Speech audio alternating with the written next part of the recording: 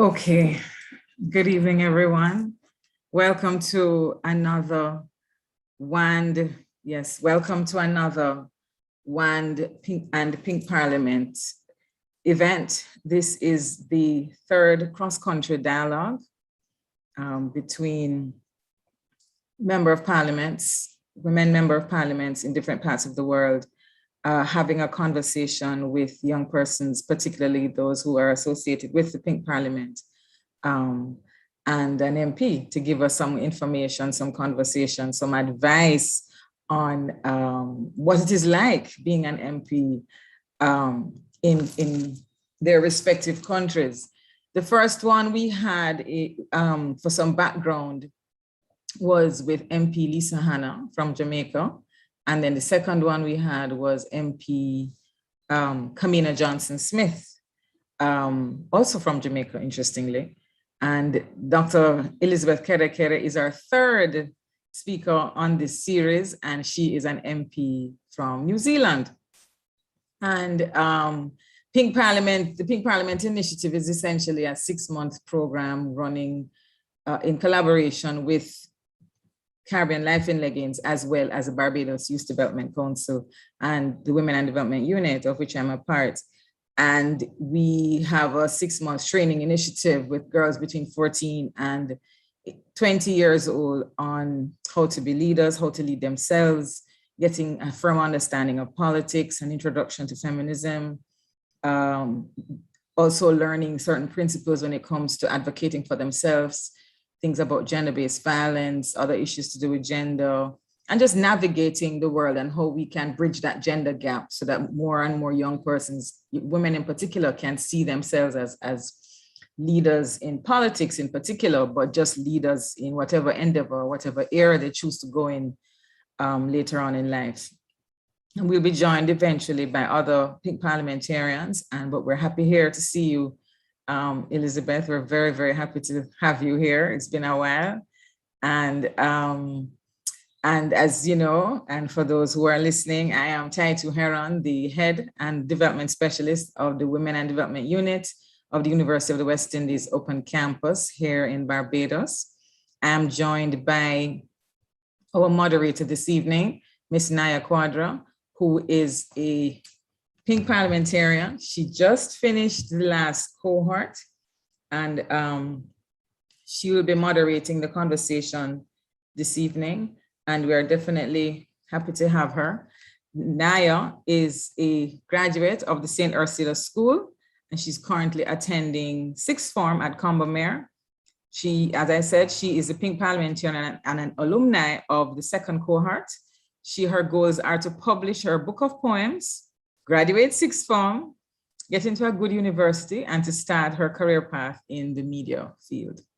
So I'm not going to delay any longer. I'm going to allow Naya to lead the conversation. Over to you, Naya. Okay, thank you. Good evening. I will do a talk on the amazing MP Dr. Elizabeth Kere. MP Dr. Elizabeth Kere was born in Gisborne, where she lives with her wife, Alofa Iono, her dog, Indiana, and cat, Savannah, Chicago. She studied at Tohukura, the leading Maori art school in Gisborne. She is a woman of a very vibrant style, which is a part of her life as an artist. Dr. Elizabeth Kere Moku Kawai is reflected in not only her style of leadership that emphasizes teamwork and collaboration, but also her ability to create and hold space to ensure the mana of the most marginalized is enhanced and their Maori is recognized and valued. Dr. Kere has been community-based, focused on kaupapa, Maori, and Te Tiriti issues for 40 years. She has represented Indigenous human rights issues nationally and overseas, including at the United Nations in Geneva, as well as being a fierce voice for gays and young people, a leader within rainbow and youth development sectors for over 30 years. Dr. Kere founded Tiwana Wana Trust in 2001 to advocate for gays, to tell our stories, build our communities, and leave a legacy. MP Dr. Elizabeth Kere PhD in Takapui, Identity and Well-Being is required reading in universities in various places internationally. Her Takapui suicide prevention resources are used in health and school settings across Gisborne, and she brings her knowledge and advice to current research projects in her field. Now over to you, Dr. Elizabeth Kiddickidd.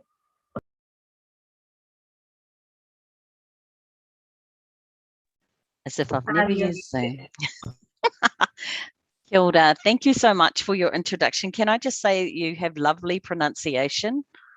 There are many people in my country who could not have used all those Māori words, and I will define some of them as we talk.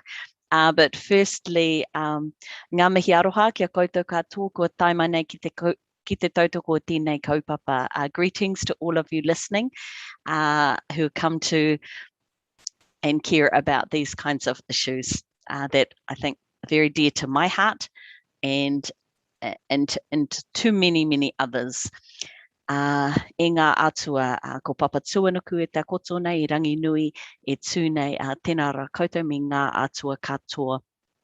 I greet our Earth Mother, our Sky Father, and all of our gods in between, all of our guardians, all of our shapeshifters, and all of those sometimes just mischief spiritual beings that live in our world.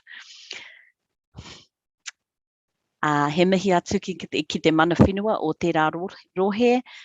We understand from the particular type of colonization that your country has endured that the original Indigenous people are no longer living. Their descendants are not on that land. However, their bones, their blood are soaked into that earth and they are always there.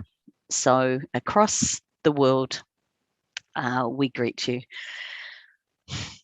And mauria mai ngā tini aitua, hei maumahara, hei tangihia. I acknowledge all of those who have passed away, especially if you've had somebody recent in your whānau, in your family, and amongst your friends who have gone. And we just acknowledge all of those that for us, we believe we don't come as individuals, we come with our family and with our ancestors. And so they guide me in all the work that I do, as they do here today. So thank you for having me. My partner, Alofa, and I met Taitu in Kingston, and it was a big deal for us to be on that side of the world. I look forward to one day coming to visit you in Barbados. That will be lovely. So I'm Maori, the Indigenous people of Aotearoa, New Zealand.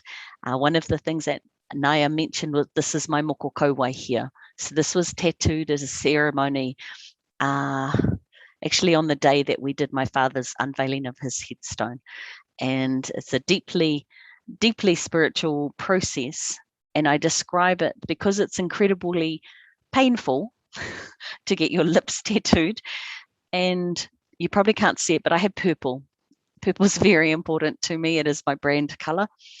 Tattooed on my face. And this is a way of linking back for us as women. It connects us to our Earth Mother, but it connects us through to our ancestors. And I have said that when you experience something like this, and I'm not sure there'll be rituals that your people have that sometimes include pain, but it's something that then you are able to transcend, and it connects you to your ancestors in a way nothing else can, because you're experiencing their pain. But it's very beautiful. It's a very powerful thing to wear the markings of your ancestors. So a little bit about me. I have been an activist since I was a young person. And part of the reason for that was I always had a strong sense of injustice. I grew up where there was violence, there was abuse, and there were many parts of my life that I was not happy about at all.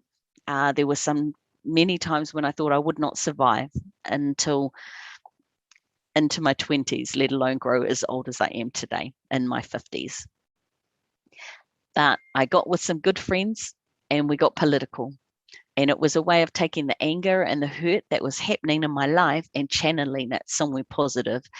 And there's plenty to do out there. There was overt racism. Even though I'm fair, my mother is Irish and my father is Maori, just the fact that we are Maori, doesn't matter how much blood you've got, there's a systemic racism of being in a country which was colonized by the British. And I always think we were the last country that the British colonized. I like to think they got to us and said, oh no, we're done. We can't take it anymore. Because we were fierce fighters. We were able to beat them with our hand weapons, beat their guns in many cases. So we were the only country that the British signed a treaty with. And it is the bane of our lives, but it's also the thing we can use to force them to make change, to deal with the systemic racism that happens. But of course, it's not just racism that the colonizers brought to our country. They brought homophobia, biphobia, transphobia. They said that women and children should not have power. They should not have a voice. And so every time women speak up, every time somebody who's part of a rainbow community, lesbian, gay, bisexual, trans, intersex, queer, anytime young people have a voice, I see that as an act of decolonization anywhere that happens.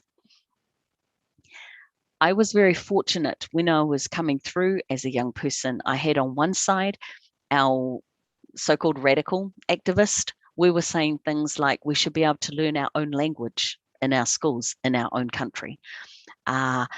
We were saying we shouldn't have nuclear warships in our harbors because we didn't want nuclear war coming to our country. We were saying that young people should have a say on the issues that affect them. And so, but we did marches. We wrote way before there was the internet, way before there were even faxes. If young people even know what those are now, we would write letters. We would write letters to MPs. And now today I am an MP and I get these handwritten letters from young people. It just warms my heart so much, because it's like, it still works. Calling truth to power, asking questions of your MPs works. And even if it doesn't appear to work, doesn't mean you should stop doing it. I came out as lesbian first when I was about 15, 16. And so I became involved. There weren't many in the place where I was, and there certainly weren't any brown people, no Maori lesbians around where I was. And so I used to hitchhike around our country to go to women's dances just to see other people and meet other people who would eventually become part of my national community. What I discovered early on, and what our friends did, is where there wasn't something for us, we set it up. And this is really, really important, because when you're talking about inclusion, there are so many spaces that are designed specifically to exclude us.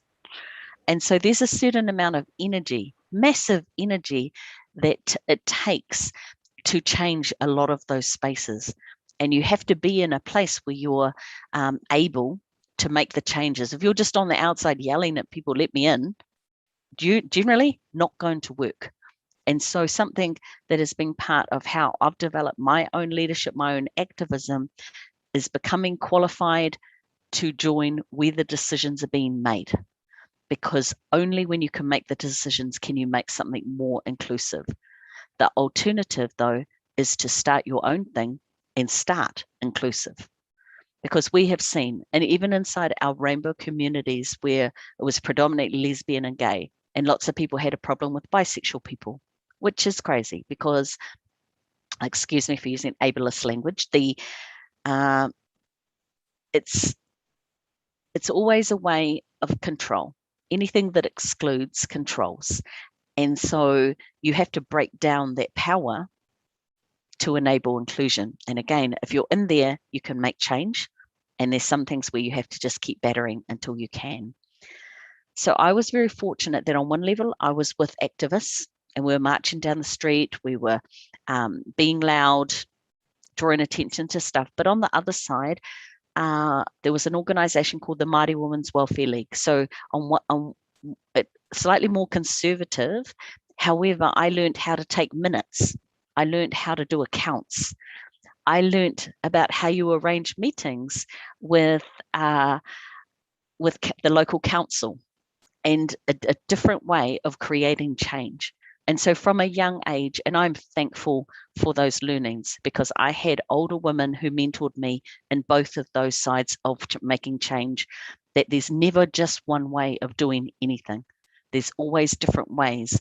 And the more you learn and get comfortable with doing different things in different situations, the more effective you'll be at creating change. Understanding how those systems work, finding people who already know that, and learning from them. And so, as you mentioned in my bio, I've worked in the youth sector because I came through as a youth activist, and it kind of translated from that time to mentoring young people, which I've continued to do for the rest of my life. I have a strict rule in my office that if any young person asks to do something with me, it's an automatic yes. So I have high school students interviewing me for their school projects, which I fully love.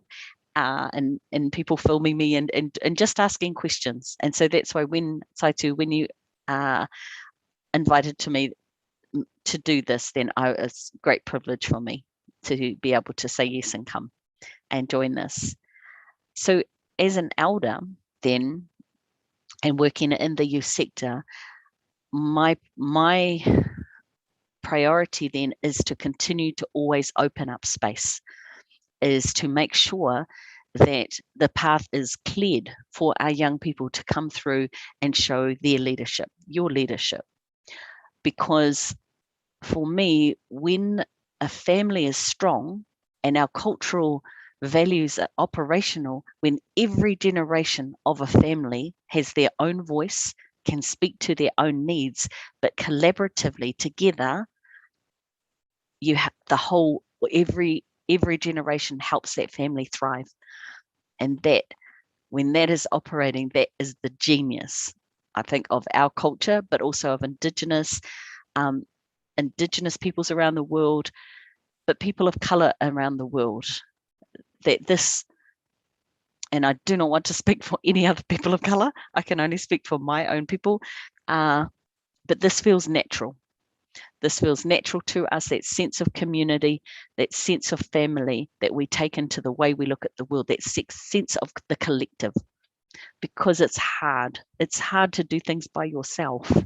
When young people are saying, I've got this idea, and I go, awesome, get some mates who agree with that idea. Because when you only need 2 or 3 people to share that vision with you, and you can go so far with it. It's like, find your allies, find some people in power going to help. And it's a great privilege to me to be in Parliament and say, okay, who do you need to talk to? What's something we can do? Do we actually need to change law to make this happen? Or do we just need to strongly encourage a certain government department to change how they do a thing? And so that thing of finding out who your mates are at different levels, because change happens at different levels. And especially when you're a young person, you can't access all of those levels. But if you have good networks and you know people who know people, then that all flows out. And that's how movements start. It's how great things happen. In just over the last few weeks, we've had huge movement in Parliament for rainbow-related issues. We are the first reading of the banning conversion practices, so known as conversion therapies. I don't know how much that has happened in your country, but the practice of saying you're not really lesbian, gay, or even somebody, we know that this impacts also strongly on people with disabilities. For example, people who are neurodiverse, people with who have hearing issues, being forced to learn to lip read instead of being allowed to use sign language, or being allowed to join deaf communities. And so they go, no, you have to be as normal as you can. So these types of therapies where they say you're not this, and the core of it is not accepting who you are. So this is a big deal in our country. People have been fighting for decades to get this legislation through. And then just last week, our births, deaths and marriages law has come back to the House, and this will allow trans, intersex and non-binary people to change their birth certificate so it shows who they really are.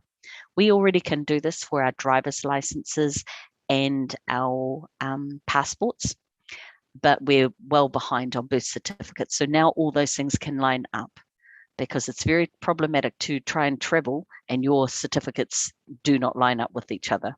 It is actually dangerous for people. One of the big areas we'll be focusing on is people who are born outside of New Zealand, who are now either citizens here or who are here because they're refugees, asylum seekers.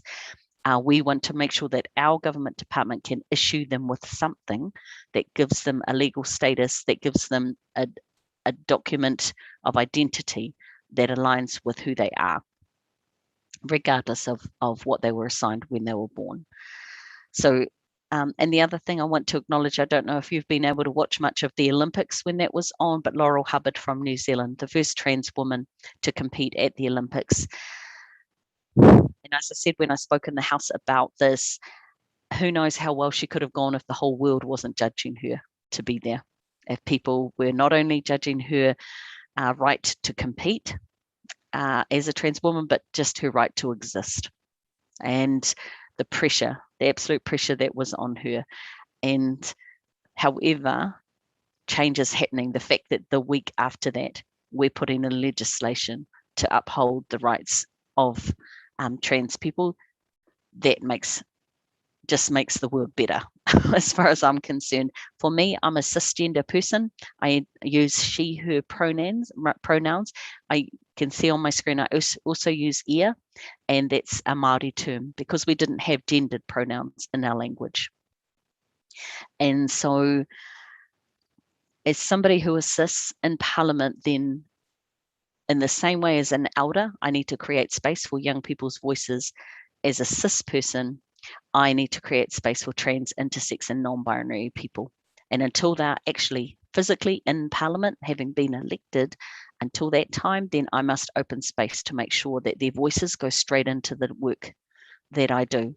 So when I'm talking about inclusion, even though we have got the highest percentage of queer people in our Parliament in the world, it for me, meaningless if we're not going to do things properly for our people. And so we can't have those people inside Parliament just yet. We must make sure that when we're doing consultations, when we're doing I think it's probably similar processes in other governments in the Commonwealth, but we have select committees where people can come in, make submissions and present to the people who are doing the detail on that law. So we're going hard out to make sure that as many people as possible can make those submissions and attend for those. So yes, I just, and one of the other things, one of the words that you mentioned, we have a word called mana, and that is about our self-determination. That's about our authority, our prestige. It's our standing in the world. It's the way we present. And so it's really important, I think, when you're in a Parliament, but even when you're in your own groups, to be really clear about the values you use and the way that you conduct yourself and how you want to express the work you're doing and what you're trying to achieve to the ones around you. And it's that mana that says that people look up to you, and it's the achievements that you have and what you're striving for. And for me, then my role is to uplift the mana of our young people, uplift the mana of our women, uplift the mana of our rainbow people, and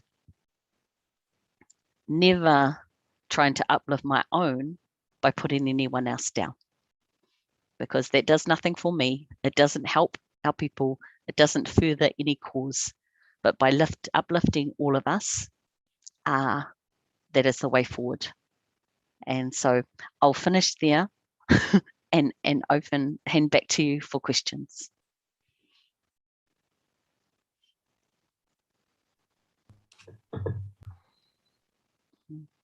Over to you, Naya. Wow, I must say that was a very lovely presentation, and thank you very much for that. And I'm sure everyone here loved it. I'm now just going to leave with a couple of questions that I have for you, and then we're going to hear from anyone else who may have some questions.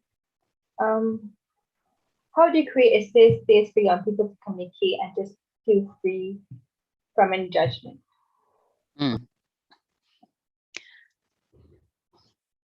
I think the key thing, it's better if you have a youth leader who creates the space.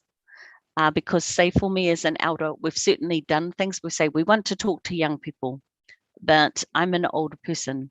So we have to make sure we are very clear why we're creating a space and make sure there's things like it's accessible for young people to get there.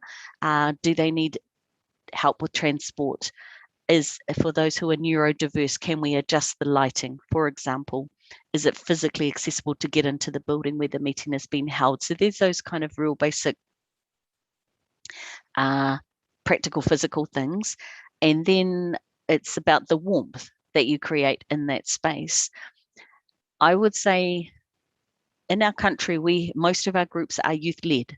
So I think if I was trying to set something up new, then I would be looking to our youth leaders to say, are you available to help get this going, to use your networks and make sure that people who would really benefit from the type of group that it is know that it's happening.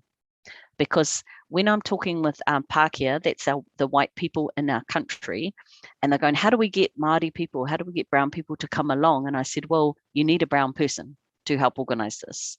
You can't just sit there and wait and put a sign up and people are going to come. And I think that's the same for anything. You have to go to the places where there might be need, where there might be the desire for that. The other thing is if there's one young person who's really got a great idea and wants to do a thing, whatever it is, wants to bring people together, then I see if they came to me and said, how can you help me? I would say, cool, I can help set up things like, let's talk about what it is you're trying to achieve. And the goal would always be to say, right, are you going to do something physical? Is it related to performance, art, dance? What kind of space do you need to do that so that everyone can take part? And what resources might you need to do that? Or is it actually just getting together and hanging out? In which case that's a whole different space that you would want. I think for me, having set clear values about respecting the people who are there.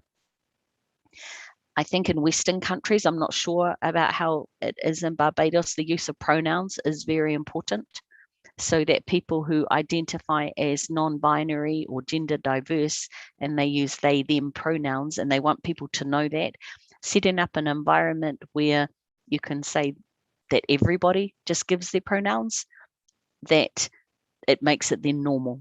So it's a big thing here.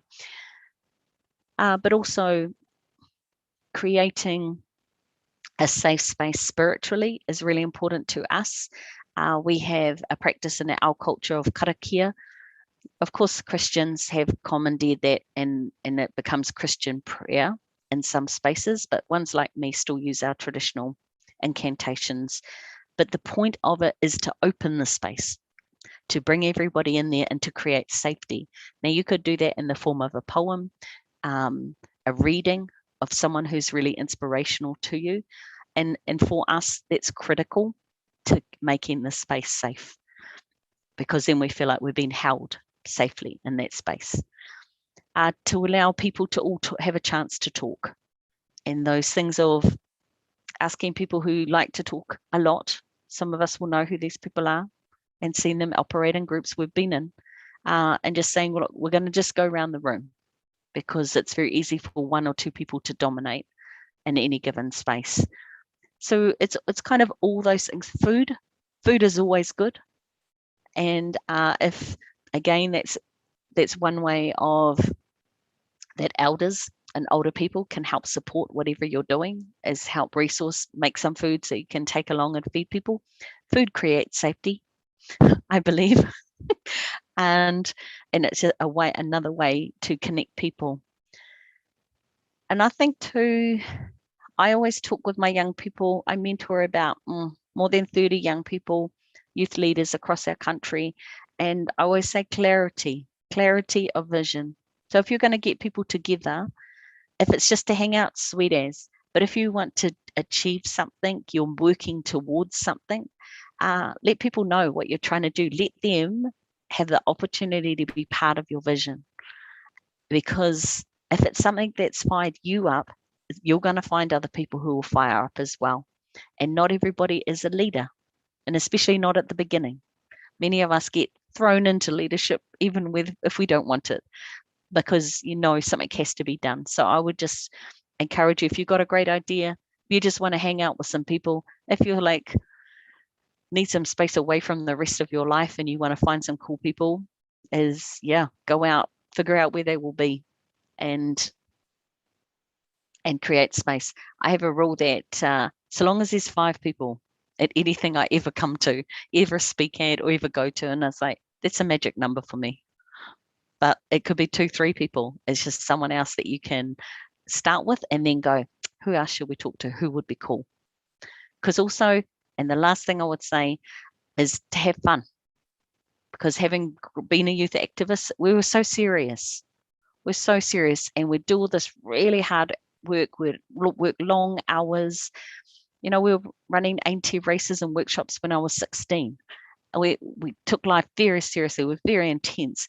But then we'd go out dancing, and we'd dance all night, and we'd sing songs. And you have to have fun with the people you work with.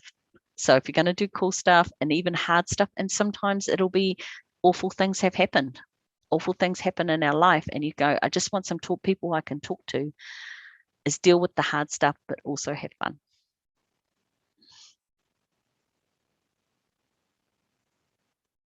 Lovely.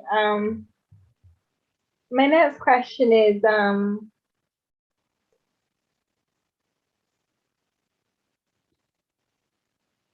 oh, you've gone on to mute. You're gone on to mute, Naya. Okay, sorry about that. How does the indigenous teachings of your Maori heritage inform you, inform how you lead and delegate and inhabit the spaces you do? Brilliant question. It's everything.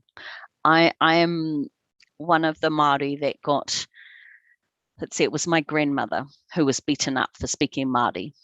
So the different laws that the English brought into our country to try and get rid of our language, our culture, while they were trying to steal all of our land, they did not succeed.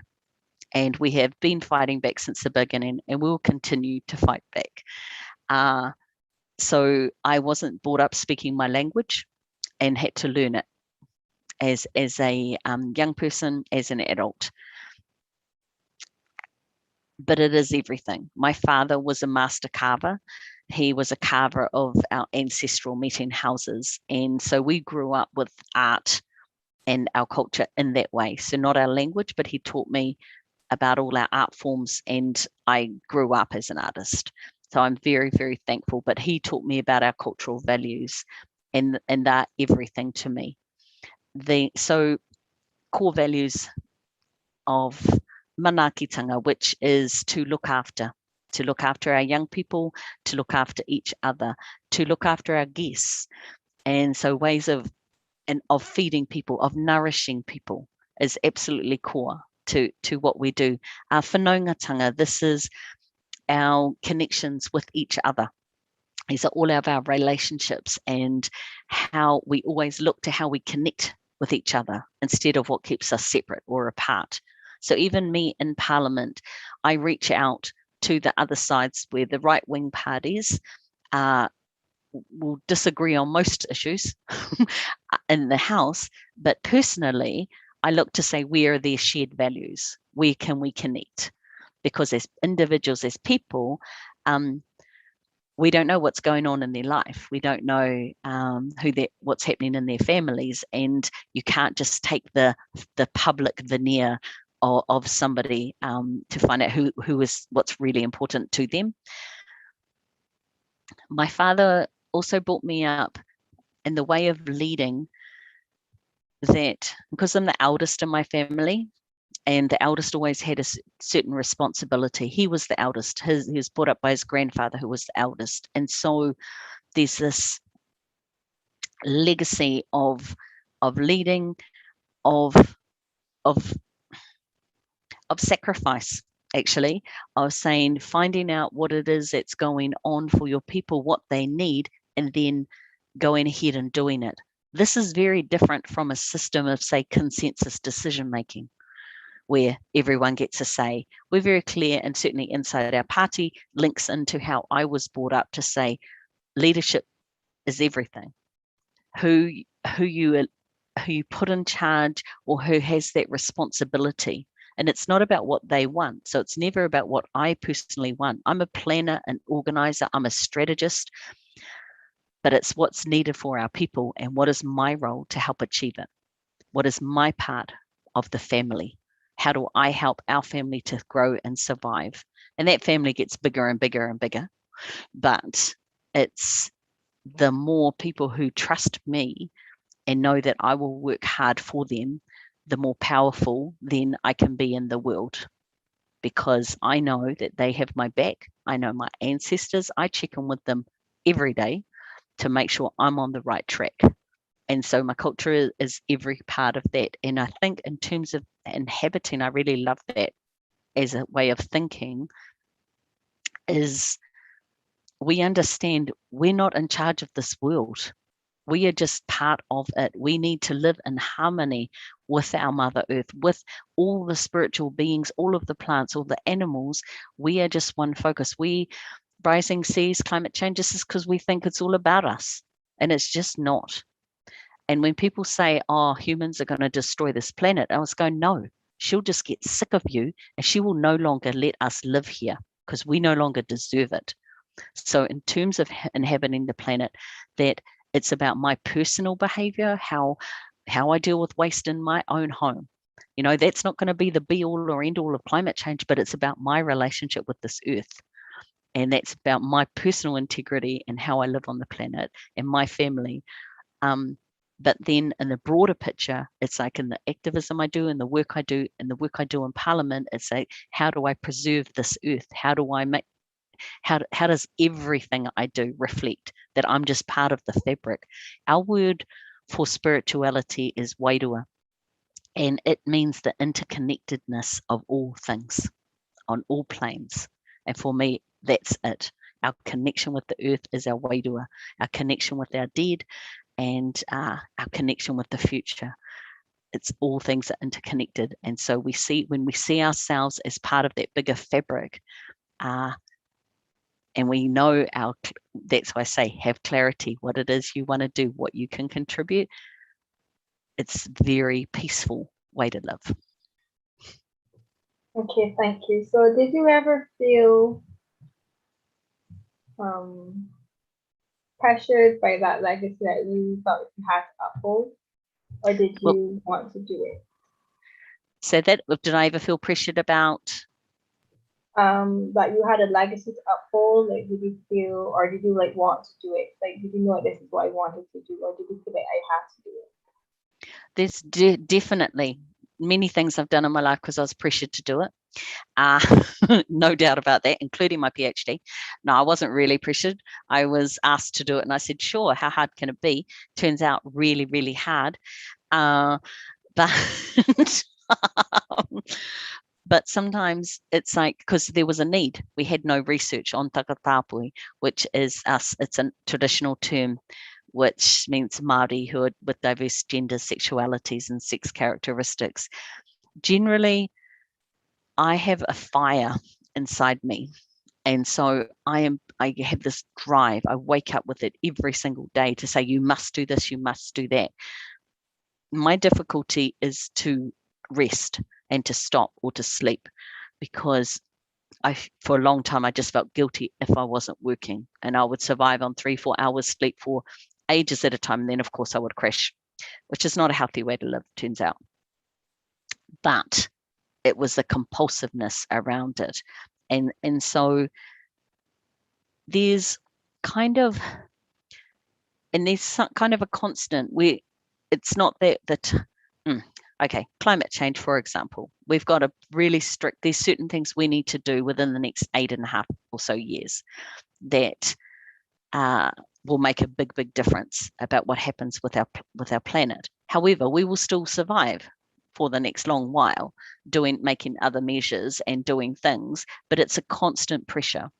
So there's some things where I know that there's certain things I need to achieve in certain time periods. And so, but I just keep working to those. Every day, my diary, every month, every year, I know I'm moving towards those things. And so it's exciting when work that I've been involved in for years and years and years, we suddenly see within a week of each other, 2 big pieces of legislation come into the House. That's the reward for all those years of work, just to believe that it'll get to that point. And all the other things we need to change, believe that they will happen. So that pressure, I think sometimes it's not welcome. I get tired, but most of the time it's just a reminder that I have a job to do. And because I know what my job is, it makes it easier. So the pressure then, it's like I wear it like a cloak.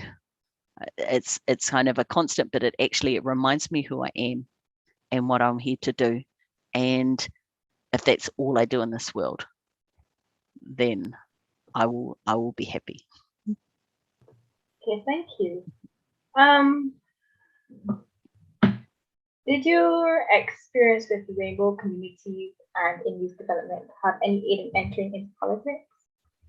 Absolutely. It's again, it kind of is part of the pathway there. I always say change happens on different levels, as I've said, and you have to be at that level to make that change. And for a long time, I feel like I've been heading towards this. Certainly as a young person, it's like, no way. I hated MPs, hated politicians, because they just represented this whole colonial construct, and this reinforced this and colluded with a society that was incredibly racist, incredibly sexist, and incredibly prejudiced against rainbow people. And so it's taken a long while. So I've been involved in many different things. But once I started getting on to running organizations and leading national things, and then starting to work internationally and working in governance especially, then it just seemed to be, became much more natural. And I've gotten older. There are young people doing incredible things all across our country. And I don't need to do that stuff. There are other things that I did for years. Now there's incredible people doing that work. I don't need to do that. And so always I'm looking at it, what is the thing that I can do? What is the thing I will do best? And so, and that's part of, as I say, the peace I have, the conviction I have rests on knowing what's my job in the world. And when things flow and things fall into place, that's when I know I'm in sync with the universe.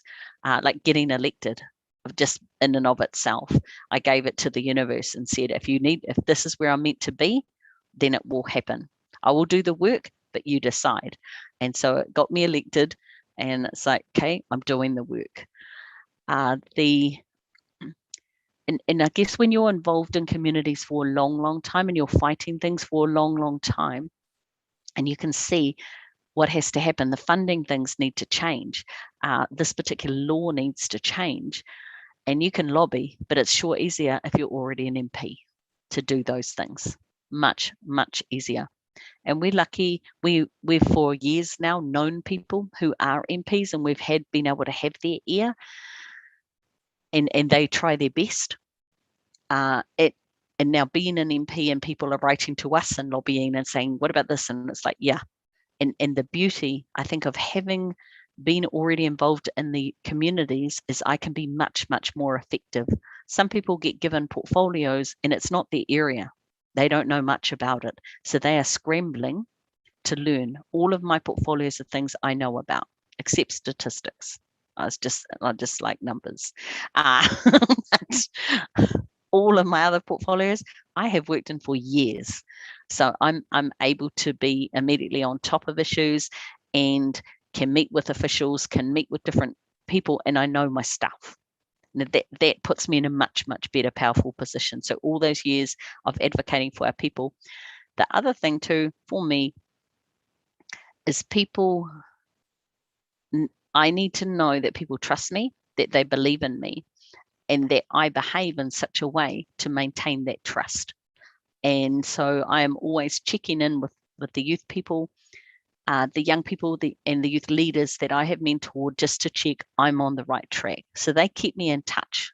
They keep me in touch with language, because language changes all the time, and there's ways that young people communicate with each other. They just let me know, hey, this is the way of saying this now. This is the way, if you're in this area, you need to talk about this. So that's really important, because I'm not on the ground anymore. So I have to know what's kind of happening on the ground all the time. And so those people keep me, they keep me grounded. And because there's sometimes when I say, yeah, I know one of the principles of the Green Party is nonviolence, but I always say, if I start behaving like really badly, I said, you must slap me. You must tell me if I'm doing something wrong, because it's always want to try and do my best. But I need to always be accountable. It is a great privilege to be where I am. And there's only 120 of us in our population of 5 million. And we have access to resources and staff, and I have to be accountable for that. I can't now get here and just start cruising and think, oh, well, I'm good. Never mind everyone else. I have to always be in touch with the people on the ground. And I honestly, when I did my maiden speech, if you have a look at that, I dedicated my election to our young people. And I said to them, because I can't have children because of the violence that happened to me when I was younger. And so I said, I collect young people, and I mentor them. I've got many, many nieces and nephews. And I said that, yeah, all of those young people, that is my legacy. That is my heart. And so I could not do what I do without them. Wow, I must say, I love the compliments. It's clear that you really do care and love for us young people, and you've proven that. What is your understanding of inclusive politics, and how can we benefit from it? So inclusive politics, firstly, I would say whatever is the issue, is that you're involving the people it most affects. So whether it's conversion therapy, we need to be talking to the people it happened to. What does it look like? What has been the impact on them? So that's part of it. If we're going to make legislation to deal with it, we need to know from the people most affected what they need. And it's the same, I say, with any rainbow legislation they're doing. It's don't bother making legislation for us without checking with us if it's okay and it's what we need. So that's number one, is the people most affected.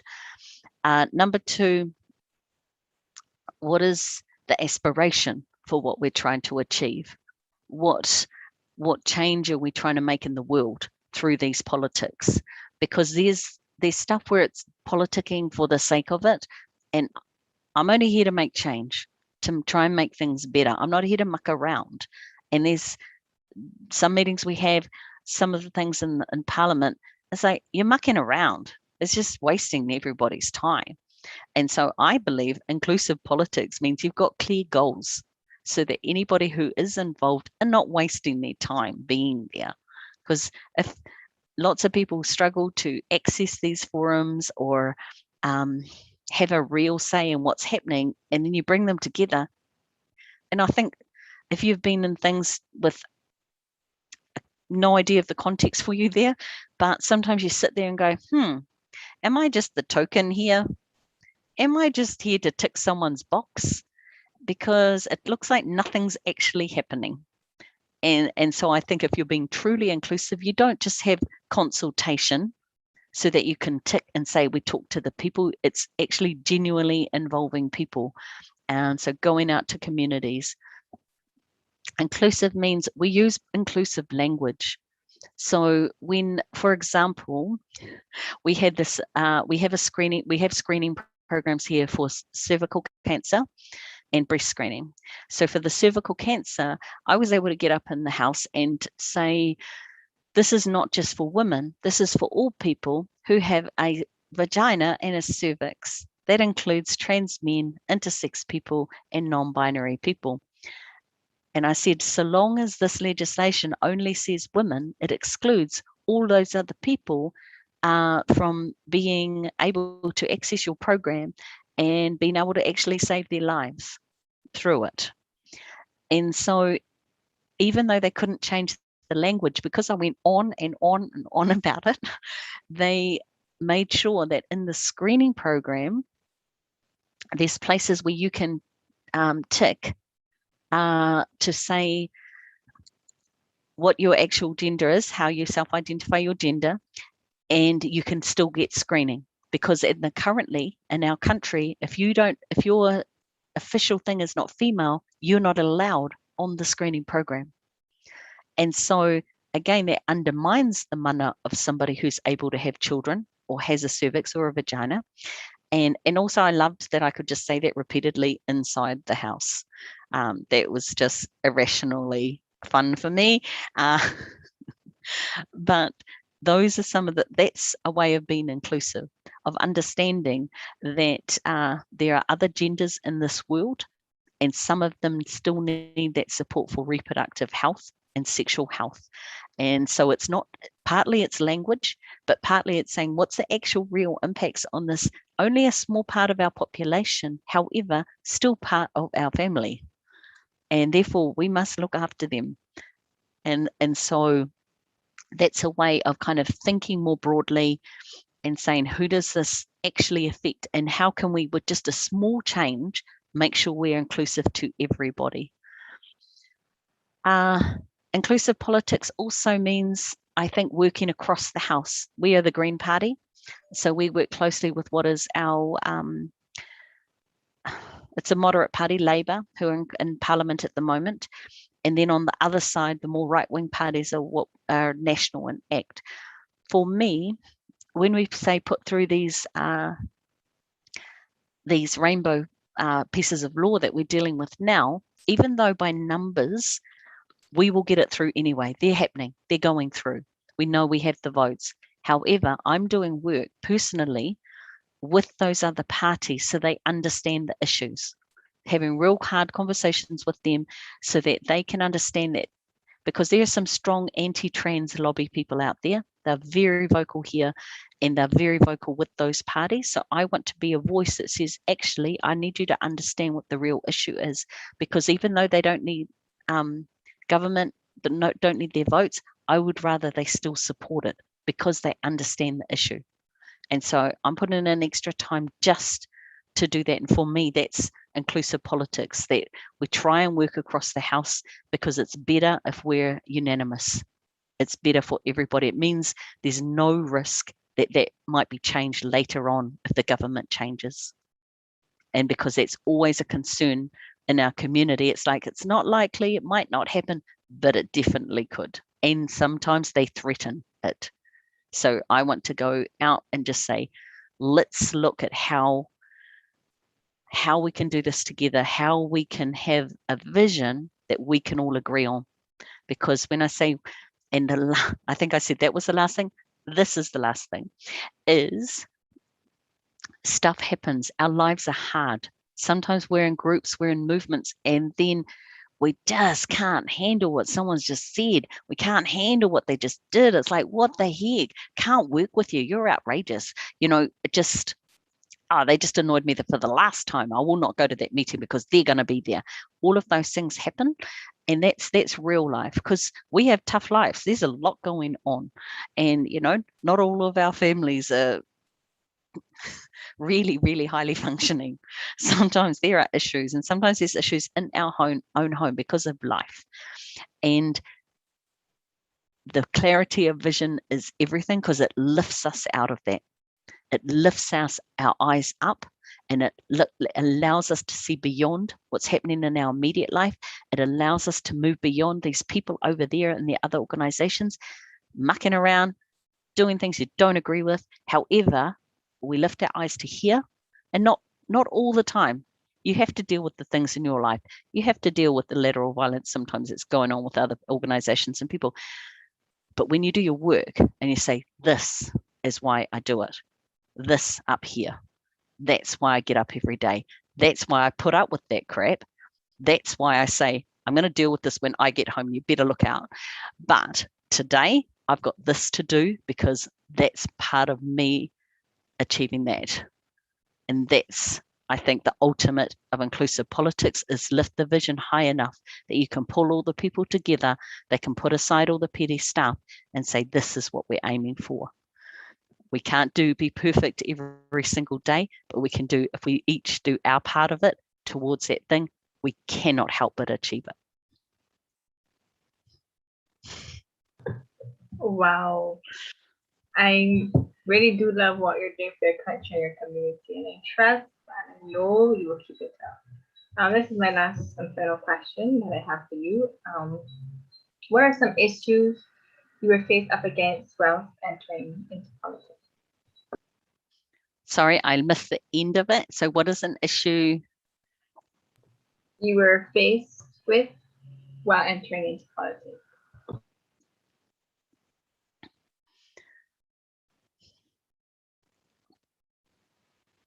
I think one of the first issues I had was about being called a politician.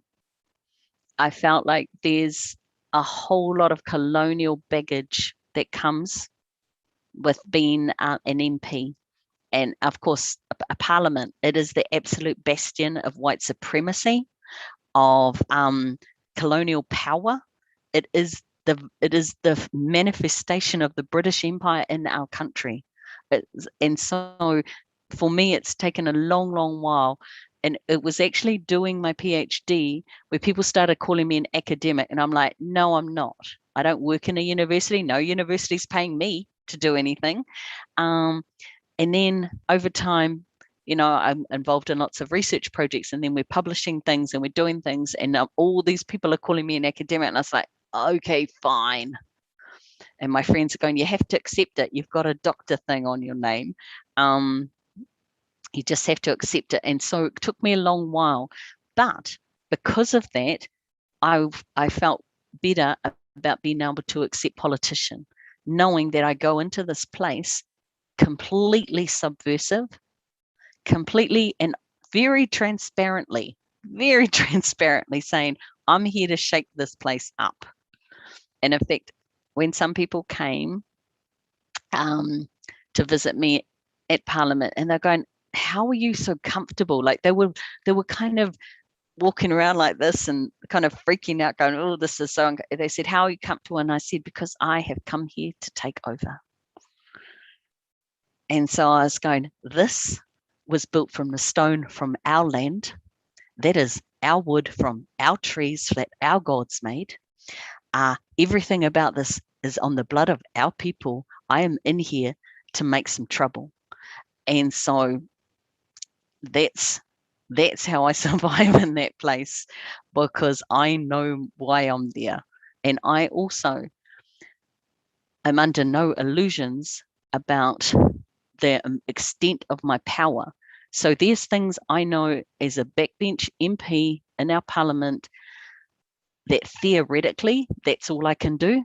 And then there is the full power of Elizabeth Kerekere unleashed on that place, because they say it's all about relationships. And I was going, well, step aside.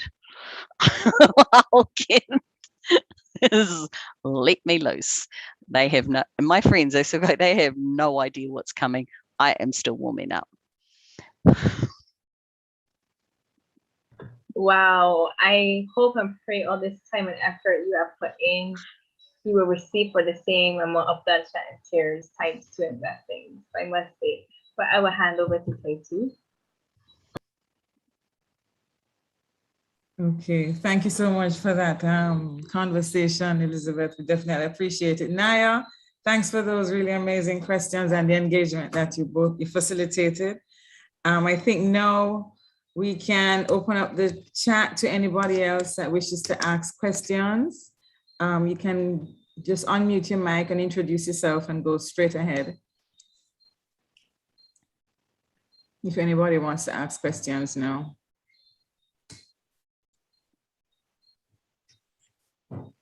Anyone?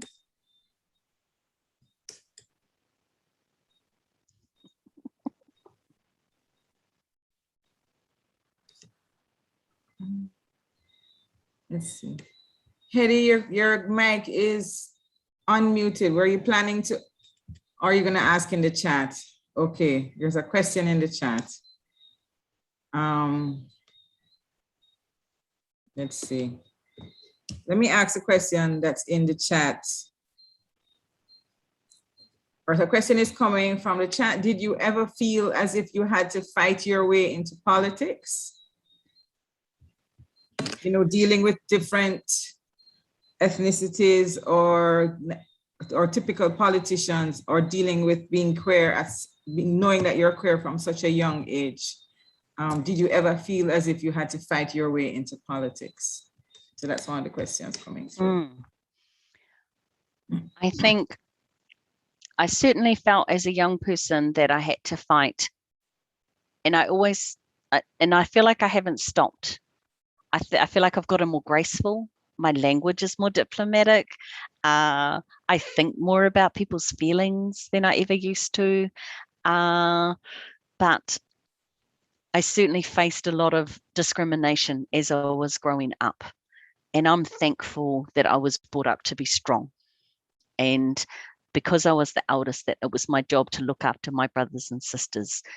And so, and it kind of went from there to looking after our friends or other people that said, Elizabeth, can you do this? Elizabeth, can you ask this? And so in our country, there are already many Māori people in Parliament. There are already many women, and there are already queer people had already been in our Parliament. So none of those things were unusual in that sense. Where the fight has been is because I'm very consistent in my politics, that we fight against racism, that we see that the oppressions that face us are intersectional, and they are all connected, that things are not separate and we cannot separate them. I can't separate the racism against me from the fact that I'm a woman, the fact that I am takatapui or lesbian. They all connect in a certain way. So it wasn't, and even that I joined our party. I was active inside the party. When I decided to run, there was a lot of support around me. And so we have a MMP in our country, mixed member proportional representation. So long as we had a certain amount of the vote for the Green Party, then that said how many people we could get. So we have a list. So I was number 9 on that list, and we got 10 MPs. So I was safely in. So the biggest fight I think I had is just generally being political all my life. And so there are different fights that you face at different times, and you get better at different things. And sometimes it's the unexpected stuff. Someone you thought supported you, and suddenly you're in a big meeting and then they don't support you. That's hard to take. People that you thought you could trust and then they let you down. That's hard, because most of the time, if you're fighting, you don't trust anybody. And you go, you can't rely on those people. And so the hardest thing for me has been when someone I thought I could rely on lets me down. And again, I have to forgive those people, because I know them, and I know that that's not their normal behavior, but sometimes they succumb to pressure as well. So you have to be really sure about who you can rely on, who you can tell your secrets to. This is my main criteria of who are my closest friends. They're the ones I can share all my secrets. I can say all that and do all the venting. But the rest of the time, I have to be very calm and very considered. And so once I was on that list, then I just had to hope that the New Zealand public voted enough, gave enough votes to our party for me to come in. Yeah. So the fight was that the most difficult thing was for me to decide to be a politician. But I believe I could make change in Parliament. And once I came to peace with that decision, then it was the process of working through and hoping that the party would vote me high enough, and then the public would vote enough numbers to get me in. Yeah, it's a thing. It's a very unique workplace. It definitely sounds that way. Jalea says that she says that she really loves the way that you continually involve the youth in your efforts. I have to. I would feel like I'd be unanchored if I didn't. So when I say they ground me, they anchor me, but also they look after me. They make sure I'm all right. And quite often when I travel, for example, I helped organize a conference in Cape Town, a big activist conference for women and trans people. And we had a section on leadership, and I was going to speak on that. And instead, I brought 7 young people from New Zealand, got full scholarships for them all to come. And several of them spoke as keynotes and on intersectional youth leadership. Because, and again, it's about then creating space. But they're incredible. I mean, they're just off the charts. Amazing. And so I have no doubt that amongst you, that you must be incredible. And you must be doing amazing things. And it's like, why wouldn't you? They're so cool. And then I could just sit back and watch them go, wow. They're so just like, wow, I wish I was this cool when I was that young. I'm pretty sure I wasn't. I was just real intense and just like, I've got to do something, got to change the world. I'm still a bit like that, but I appear much calmer than I was. I agree. I'm already very, very, not just through my participation with Pink Parliament, but even before that, I have complete faith in young people taking over. I don't share the notion that they must be told what to do all the time, or that persons in Parliament should speak on their behalf, So I have no apprehension about the next generation taking over. As a matter of fact, I think governments could do a lot better if more young persons were in Parliament than out. But the nature of politics is not like that here. The percentage of persons under 45 in the Parliament in Barbados is, I think it's only just about 2 persons. Everybody else is over 45. Yep. Whoa. Yeah. Everybody else is over 45. So, yeah. Wow. Only 7 women. How big is your parliament? 60 persons. Oh, yeah. That's not good maths. No, it's not good. No queer person, no persons with disability, no. So we still have a way to go with regards to inclusive politics. And this is actually the raison d'etre for Pink Parliament, for us to help to bridge that gap so that young persons can see politics as a career, in later years, hopefully. Fantastic. Oh yes. My gosh, I could be looking at the screenshots of the next person in the Parliament. Yes, you could be. You really could be. That's exciting. I have one question to ask, and then I'm going to hand over again to the chat. I see another question coming up. So the question that I have personally to ask is about your transition from being a human rights activist and advocate and going into politics.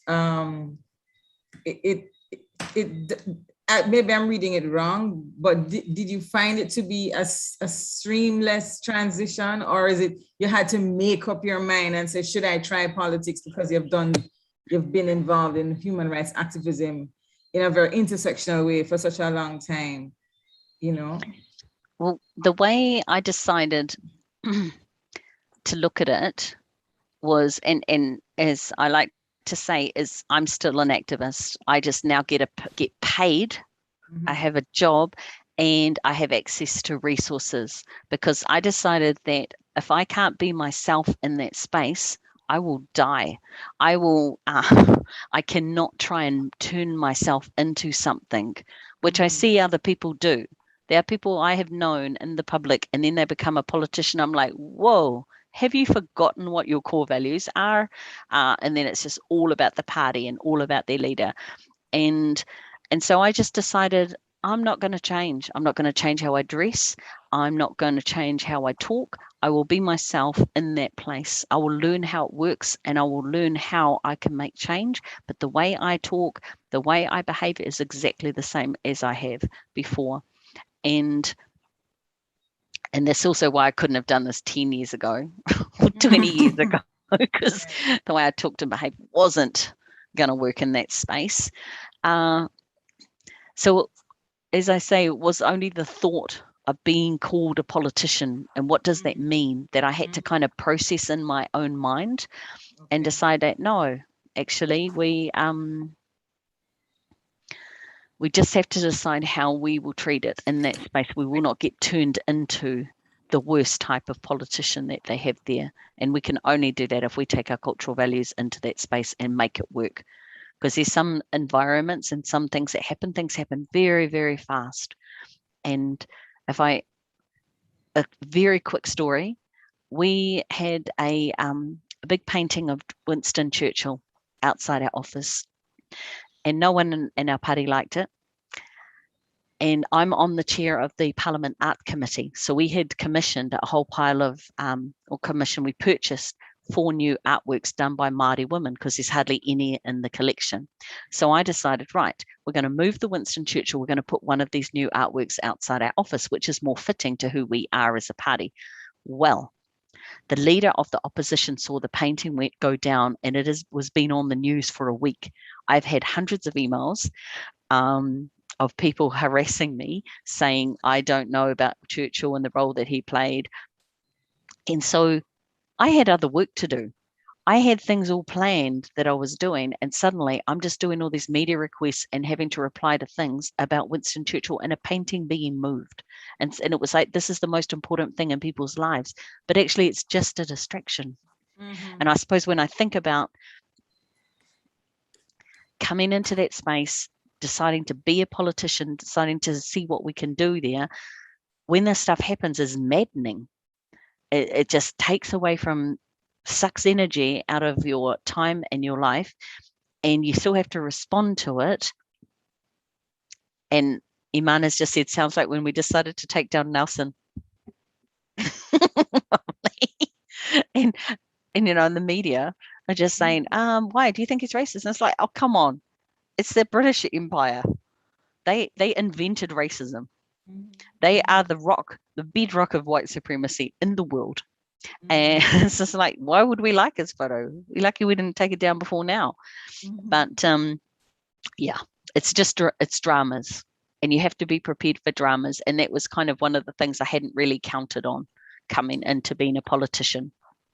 I know that there's stuff, but I didn't realize how common it was and how often. And it's the handling of that is kind of, you always have to keep really clear, because it's a distraction from the work. And it's unfortunately sometimes the main thing people see, because it's on the news and they don't see your other work. So it goes, that's the thing for me, is how do I show the work that's being done, and how you can, the role that media plays in that. But yeah, so it's been quite a smooth transition for me, because I decided I'm just going to still be an activist. Just do it here. Just do it there, right? Change the location. Yeah. Okay. We have a question from YouTube from Denise. She says, my sister and I are Indigenous Kalinago activists from St. Vincent. As an Indigenous woman navigating the white man's world of politics, how has that been? Yes.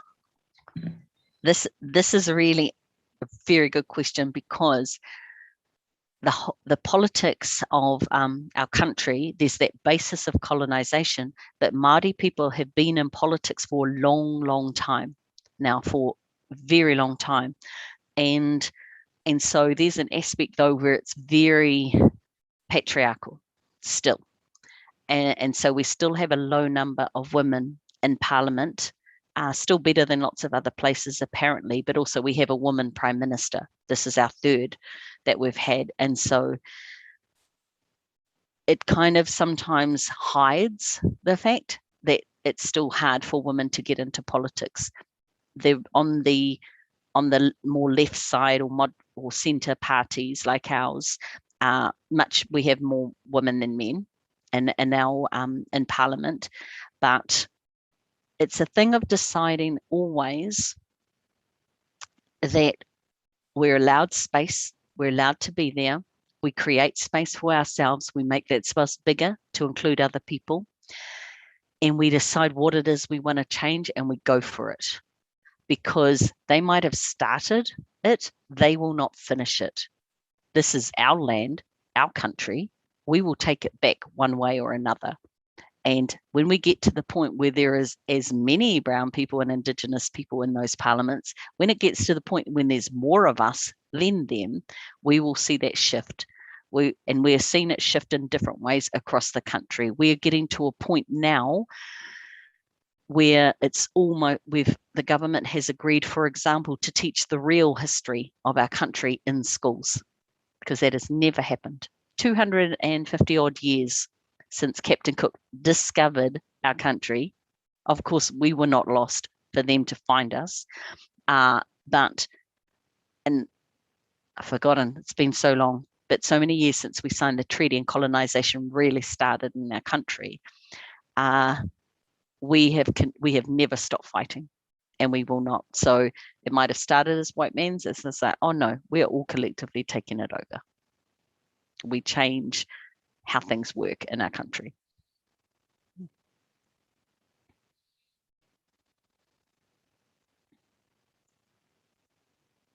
Oh, you're on mute. One more question that just came in.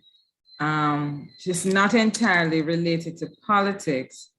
Actually, it is. But what place does the youth hold within Maori indigenous sacred systems in initiations? I think she's asking about. So it's not directly politically related, but I'm sure it's political in another way. That's right. Personal is political. And when you are an Indigenous person in a colonized world, everything that you do, everything about how you keep and maintain your culture is political. So we don't have initiations as such in our culture. We, as I say, when things are working well, our young people have a core place in our culture. We have a saying that our babies, our young people are taonga, they're our treasures.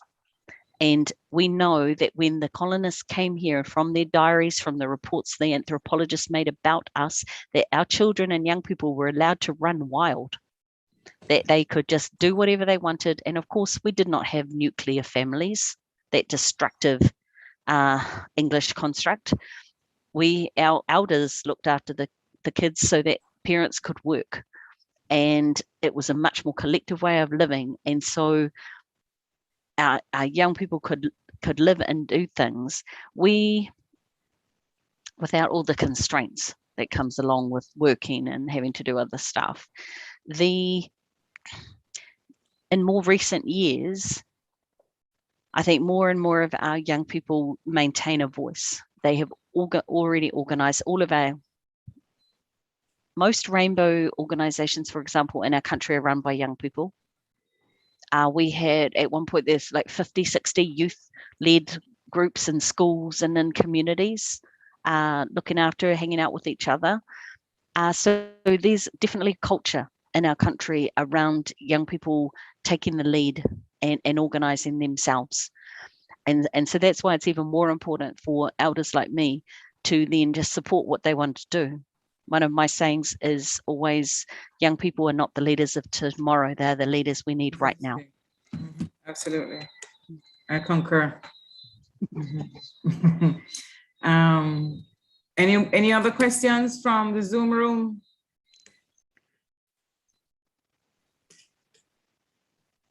Going once, going twice, going 3 times. Naya, I'm going to hand over back to you. Any more questions from your end before we close out? I guess I'll ask one last question.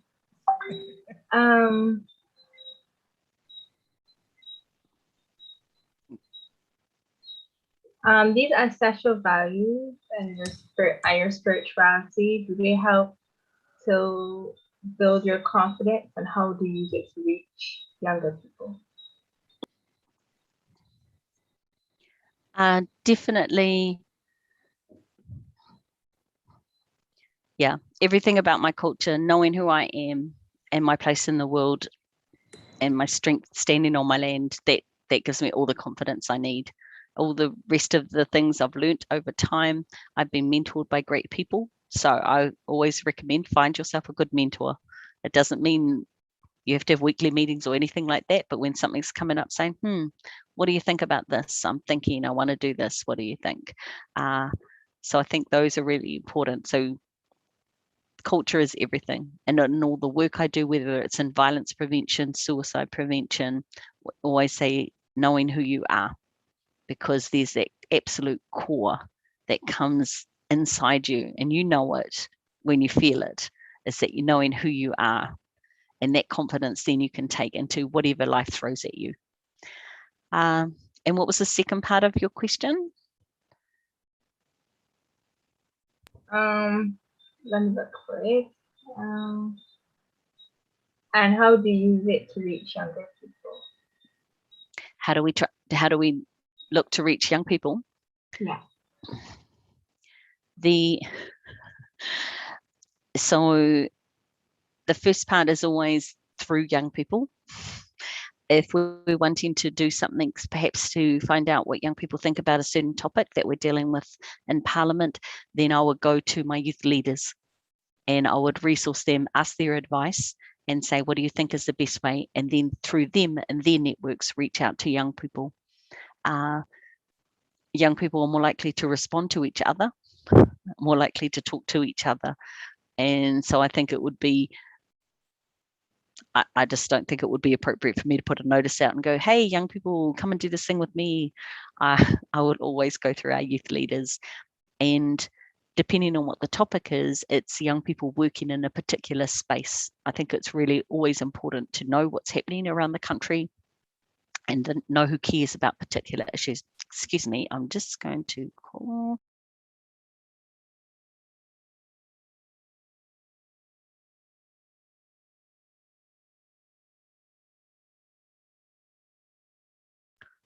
Sorry about that.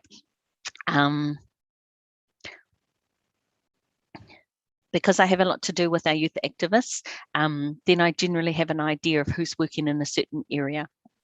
So I also think another aspect of inclusive politics and just respect for our young people is knowing who's doing research in a particular area. So if something comes up, I would contact them directly as well. And because even I've got senior high school students or people just starting university and they've got an interest in a certain area, I always make a note of that when they tell me, or when someone says, hey, such and such is doing this thing. Because then if something's coming up at work or even just something in the community, I can go, oh, let me check my list. And we can say, oh, they're interested in this, or they're just starting to think about this. And then they can be involved in the conversation from the beginning, because this is a core thing, whether it's young people, whether it's Indigenous people, whether it's people of colour. If we're going to do something which involves them, they must be there from the beginning, from the first meeting, because where things are not inclusive and where we always have to try and undo the bad habits of the past is where people just go way down the track and then go, oops, oh, we need young people. And so you come in and everything's set up and it's just not right. Doesn't feel right, and it's really hard to change. So that would be who are the movers and shakers, who are the researchers, who are doing cool stuff, who cares about particular topics. Find them either through our personal networks or through our youth leaders and bring them in. Wow, well, thank you very much for answering all the questions that we were given. I'm going to hand over to Kaifu, and yeah, thank you very much. Okay, I mean, there's not much to add really, except for really saying that we definitely appreciate the time that you have spent. We appreciate the questions that you've answered, the insights that you've given I'm going to hand over to Iman Wilson, who is going to do the vote of thanks, but she's asking if she can keep her camera off at this time. Iman, can you go ahead? Thank you, Taisu. So good night, everybody. First, I'd like to thank MP Kirikiri and Naya, as well as Taitu, and the rest of the UE Open campus team, and all of those that would have participated in making tonight. So I would say tonight was extremely beneficial to all of us. I mean, the Pink parliamentarians who were here and those that would have joined via YouTube would have found the discussion very, very, very enlightening. I think there were some things that were said that we can indeed implement here in Barbados. I know there's a lot that we need to do in our parliamentary system. So thank you so much, MP Kirikiri, for your words of enlightenment and having such an amazing discussion tonight. Thank you, Naya, as well, for making the discussion so engaging and stuff like that. Okay, thank you so much, Iman. Well, this is the end of another cross-country dialogue. Elizabeth, thank you so much. I'm not going to repeat anything that Iman said. She did it so well, and I definitely appreciate it. Thank you, everybody. Yes, and we hope that we will have a good reason for you to come to Barbados to find a way to make it happen. So let's see. All right, and who knows, maybe to New Zealand, you only have one case of COVID, so there quite be a lot of things can happen. It would be good for us to travel to that side of the world. You are so welcome. Yes. So I think we should speak that one into being. Yeah. Pink Parliament to New Zealand. All right, thank you very much. Good night, good day, good morning, whatever time it is. Okay then, bye girls, bye all, thanks for coming. Bye-bye. Bye-bye. Bye.